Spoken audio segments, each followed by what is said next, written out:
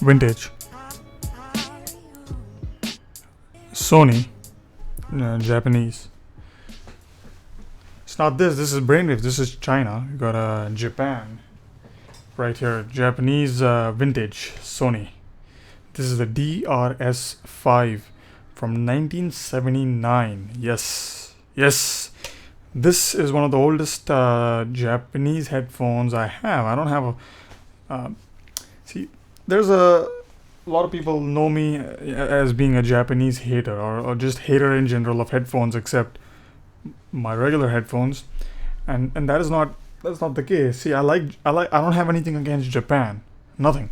I have Japanese cars.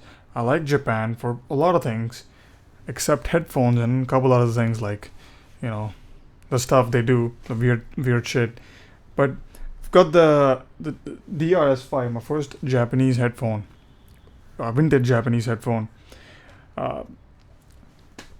This headphone, as I said, 1979, and we're going to talk about it. It's a full review this time. I have completely modded this headphone, and I'll go over the things I did. First of all, when I got this headphone, the cables were completely short. I mean, there was no scope of pre-covering the cables or using any plugs with that cable. The conductors were completely dead, completely falling apart. I did a full entire re-cable, and I made it dual entry like that. As you can see, it was a single entry cable, but I made a dual entry for fidelity. I removed all connections from these tone controls, potentiometers, because these really cut down the fidelity. So you got, if you don't use them, just probably cut them out, because these are going to affect the fidelity a lot. It looks pretty cool. It's a cool looking headphone. I mean, it's got a lot of people, when they come over, they're like, oh, this looks pretty cool. So in terms of looks, I mean, it's got that going on for it. In terms of looking, just vintage and stuff, because it is. Anyway, here's the cable. It's a Y-split. It's not a yank-proof system. It's basically goes down to the Y-split. I designed it like that, so I have space here. It doesn't clog up my this part. So Y-split, and then you can put pretty much any cable. For example, okay, here I have a coil cable. It's a biodynamic coil cable. I just put a female right here, and you can just plug it in, and you have a coil cable. So it's not exactly, it's a removable system, but I didn't do a chassis mount because I didn't have connectors in stock.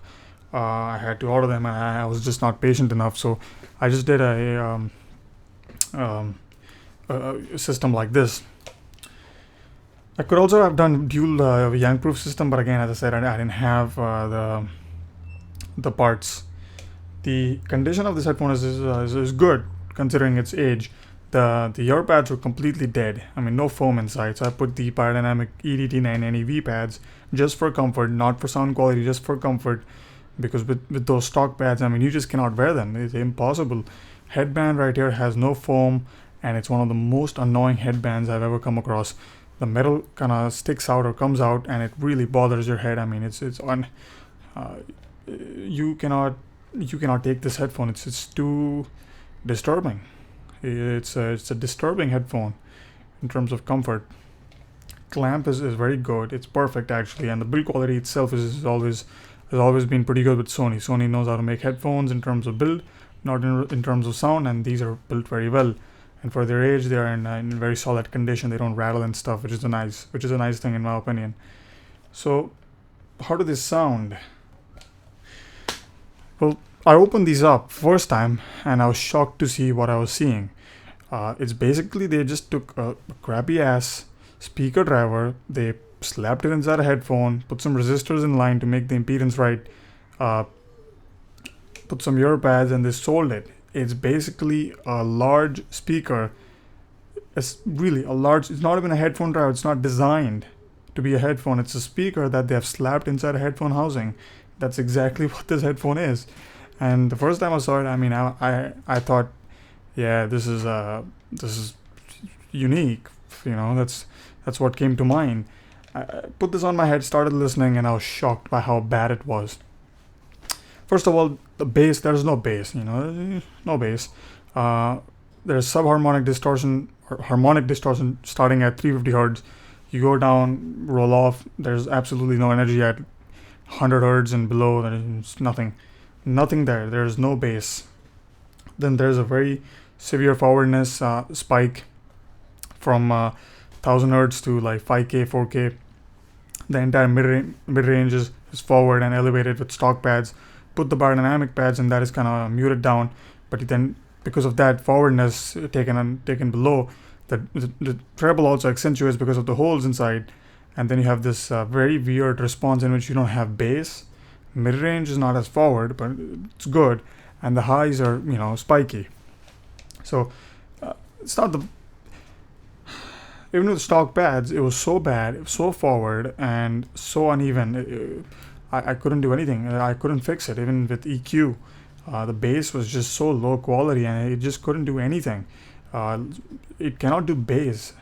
One interesting observation I made was that, and although this might sound stupid because I just pissed on the bass, but the upper bass has this response I've never heard before. It sounds very, very balanced for some odd reason. It's just that just one specific range, I'm still figuring out what it is, but that range just seems to be extremely perfect in terms of balance. Apart from that, these shit. Skip them. They don't do anything. They're just a vintage looking, cool looking headphone that sound like crap. The sound stage is actually is pretty good. I wouldn't use these for anything except mono, maybe mono music. Maybe I would choose these, or maybe TV shows. Maybe I have better headphones for that, obviously. But if I had to choose something, I would choose mono recordings because mono does sound not bad. But in terms of anything else like the modern music, skip it. You just need a really high quality file to even have something bearable. I used some of the best recordings I had, and those sounded decent. I'm not gonna say bad. They sounded decent, but again, so bad. It's not hi-fi. It's not mid-fi. It's not lo-fi. It's below lo-fi. It's no fidelity here. I don't recommend it as a sound quality headphone. I recommend it as a vintage headphone. If you're into collecting vintages like me, you should probably get it. It's pretty rare. You don't find these anymore. This is the middle model. There is another model above that. It's DR-S5, and there is a model below that, the DR-S3 and the DR-S2. This is the DR-S5.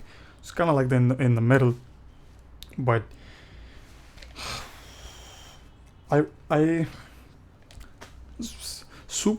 the grain on this headphone is insane.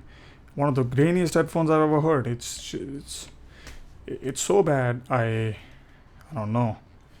Yeah, don't buy this. It's pretty crap in terms of sound. Comfort is pretty crap. You gotta put some good pads, otherwise you cannot even wear them. The headband is crap. Build is pretty good. Looks pretty cool. Stock cables are shit. You gotta do a re-cable, and if you don't know how to do that, well, you're fucked. Basically, there's no way around it. You gotta know how to re-cable, otherwise this headphone is not usable. There's no sound. There's phase issues and stuff. I had to fix that myself. Otherwise, it's not a working headphone. So don't buy this Sony. Never buy a Japanese headphone. You can get better headphones. Never buy a Japanese. I'll see you guys next time. Take it easy, and obviously, like always, have a good one.